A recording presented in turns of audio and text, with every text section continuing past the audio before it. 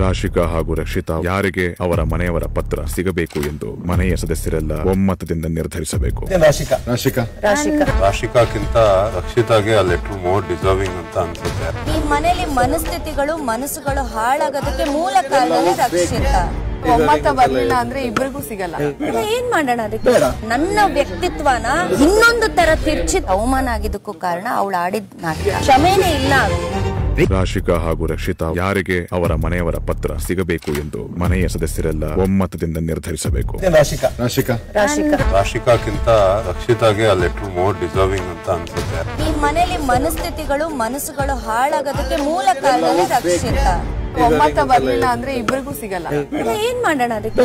ನನ್ನ ವ್ಯಕ್ತಿತ್ವನ ಇನ್ನೊಂದು ತರ ತಿರ್ಚಿ ಅವಮಾನ ಆಗಿದ್ದಕ್ಕೂ ಕಾರಣ ಅವಳು ಆಡಿದ ನಾಟಕ. ಕ್ಷಮೆನೇ ಇಲ್ಲ.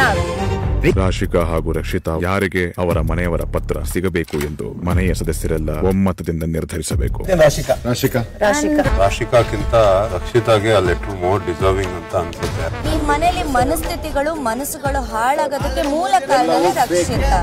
ಒಮ್ಮತ ಬರ್ಲಿಲ್ಲ ಅಂದ್ರೆ ಇಬ್ಬರಿಗೂ ಸಿಗಲ್ಲ. ಏನ್ ಮಾಡೋಣ ಅದಕ್ಕೆ?